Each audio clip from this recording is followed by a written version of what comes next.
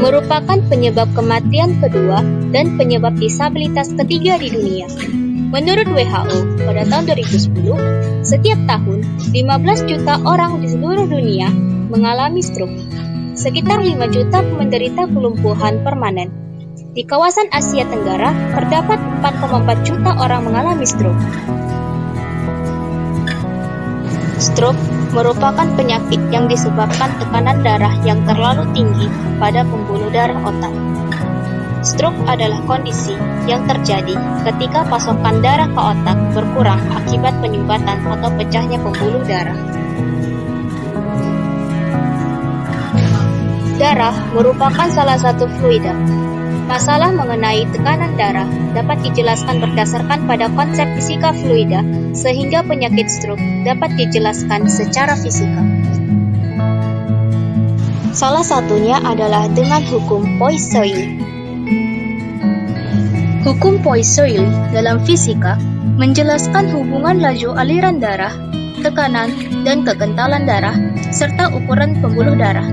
Hukum Poiseuille dirumuskan sebagai berikut, di mana Q adalah laju aliran darah, A adalah jari-jari, eta adalah koefisien viskositas, P1 adalah tekanan di titik 1, P2 adalah tekanan di titik 2, L adalah panjang tabung.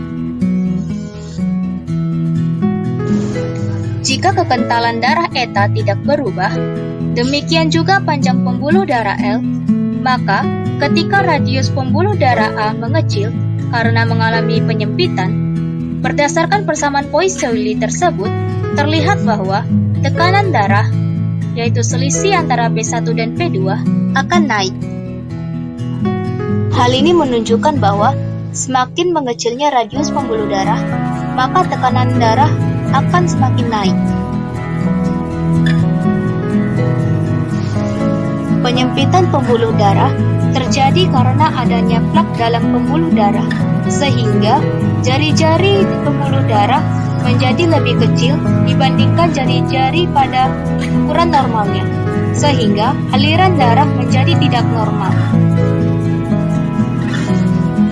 Sehingga aliran darah yang tidak normal ini akan menyebabkan meningkatnya tekanan darah.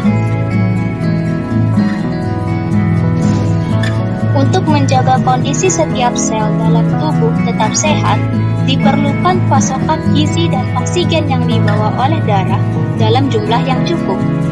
Oleh karena itu, debit aliran darah Q dijaga tetap. Tubuh kita secara alamiah akan melakukan itu.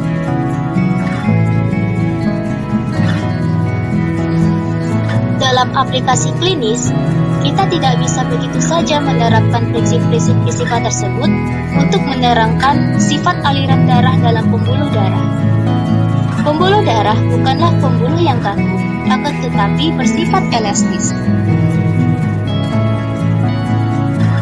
Ketika sifat elastis suatu pembuluh darah hilang, pembuluh darah akan menjadi kaku dan tekanan darah akan meningkat. Tekanan darah yang tinggi melalui pembuluh darah yang elastisitasnya terbatas mengakibatkan pecahnya pembuluh darah.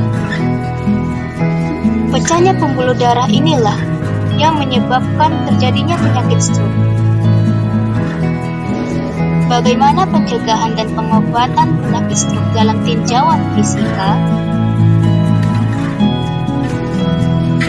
Berdasarkan konsep fisika fluida, upaya pencegahan yang dilakukan adalah dengan memperlebar pembuluh darah dan mengencerkan darah agar tekanan darah dapat menurun.